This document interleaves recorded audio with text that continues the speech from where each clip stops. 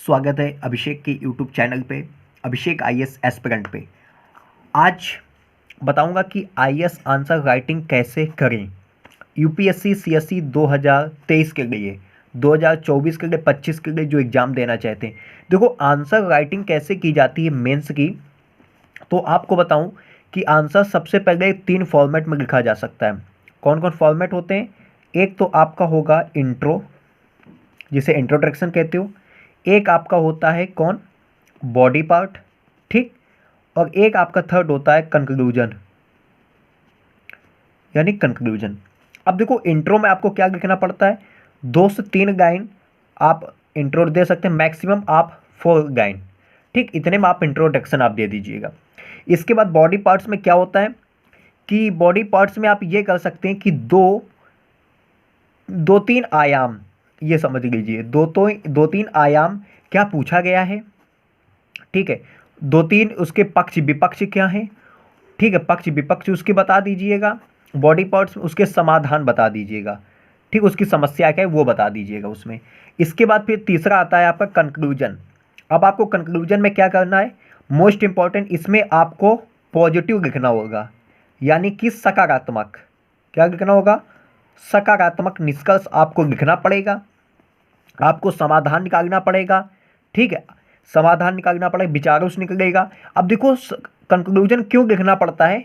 क्योंकि जब आप सिविल सर्वेंट आप बनेंगे तो आप किसी समस्या का समाधान करेंगे, ना कि समस्या का आप समस्या बनेंगे, ठीक है। तो क्या बनना पड़ेगा आपको? क्या निकालना पड़ेगा? समाधान। तो किस वे में निकालना पड़ेगा? पॉजिटिव वे में, ठीक है। तो ये चीज़ होता है। 3 बॉडी पार्ट्स आपके होते हैं। आपका सबसे पहले इंट्रो होगा, ठीक है। मेंस में आंसर राइटिंग करते हैं, इसमें ध्यान रखें 2-3 लाइन में आप इंट्रो दे दीजिए, मैक्सिमम 4 लाइन हो सकता है।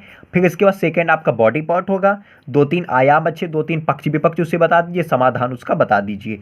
इसके बाद आप कंक्लूजन, थर्ड पार्ट आता है कंक्लूजन, उसका बता पॉजिटिव सकारात्मक जो आपके विचार हो अच्छा लिख दीजिएगा, ठीक है।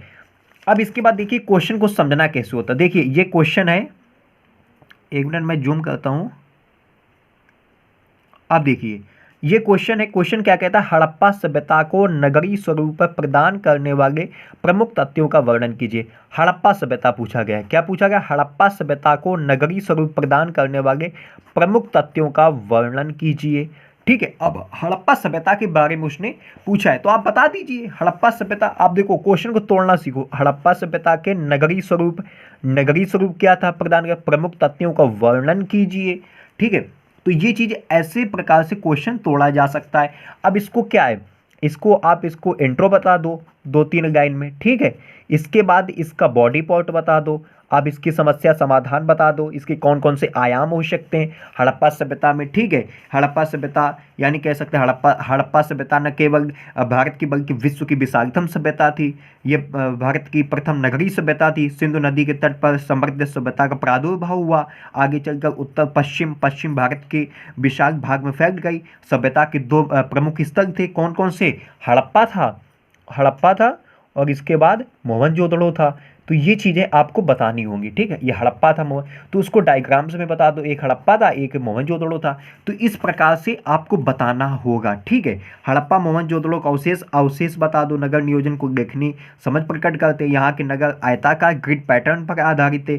सड़कें जो थी उत्तर दक्षिण पूर्व पश्चिम एशिया में दिशा में जाती थी, उनके एक दूसरे के समकोण पर काटती थी। तो ये चीज़ें आपको बतानी पड़ेंगी, तब आपको फिर इसके बाद फिर आप उसको बता दीजिएगा कि अतः कहा जा सकता है कि हड़प्पा सभ्यता के शहर नष्ट हो गए थे, धीरे धीरे लोग उनके विषय में सब कुछ भूल गए थे।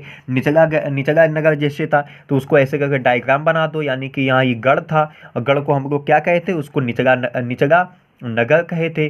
तो यानी कि इस प्रकार से आप लिखोगे आंसर को तो बहुत अच्छा आपको एग्जामिनर अच्छे मार्क्स देगा। मानिए ये 10 नंबर का क्वेश्चन आपका है तो कम से कम इसमें आपको 5 नंबर मिल जाएंगे बहुत अच्छे से। जब बहुत अच्छा लिखोगे तो 6 नंबर भी मिल सकते हैं, ठीक है। इस प्रकार से आपको आंसर राइटिंग लिखना पड़ेगा।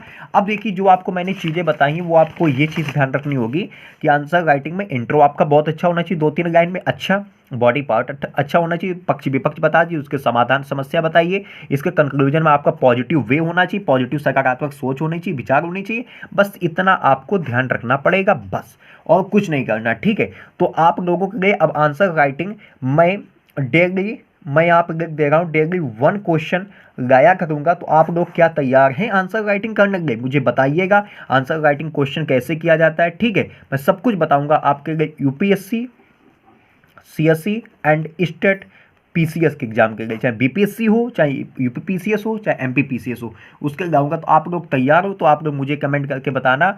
और इसके बाद आप लोग यूट्यूब चैनल पर हमारे नए हो तो प्लीज़ लाइक शेयर सब्सक्राइब करना। Thank you so much. Video अच्छा लगे तो शेयर करना। Thank you so much. Best of luck. धन्यवाद। मिलते हैं नेक्स्ट वीडियो में, तब तक के लिए बाय। अपना ध्यान रखिए, पढ़ते रहिए। नमस्कार।